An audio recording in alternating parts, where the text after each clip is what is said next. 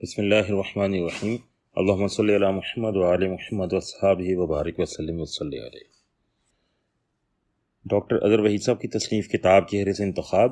سوال: حضرت واصف علی واصف رحمۃ اللہ تعالی علیہ کی کتاب کرن کرن سورج کا انتصاب کچھ یوں ہے کہ آباد شہر کی اس مسجد کے نام جس میں لاؤڈ سپیکر نہیں ہوتا۔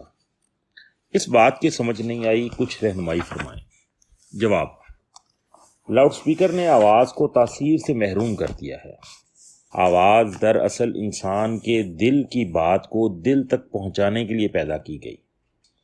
جب ہم لاؤڈ سپیکر استعمال کرتے ہیں تو ہم اپنے ذہن سے بات نکال کر دوسروں کے کان میں انڈیلنے کی کوشش کرتے ہیں۔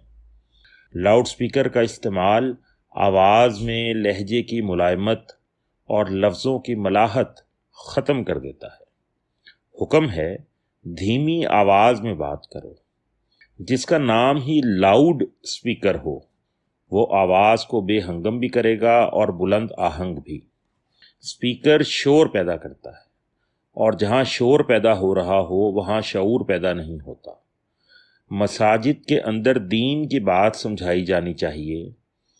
جو مسجد کے اندر داخل ہی نہیں ہوئے ان کے لیے وہ آواز غیر متعلق ہو جاتی ہے۔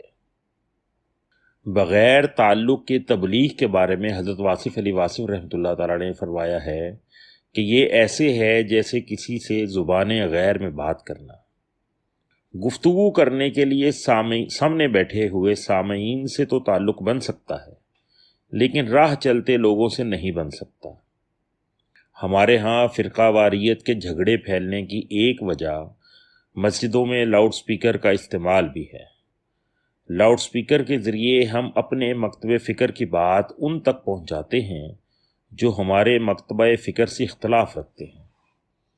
دراصل سپیکر کے استعمال سے دینی پیغام اور دینی الفاظ دونوں کی توہین ہوتی ہے کہ لفظ میں روح ختم ہو جاتی ہے۔ لفظ اگر تاثیر سے محروم ہو گیا تو تبلیغ کے لیے کیسے کام آئے گا؟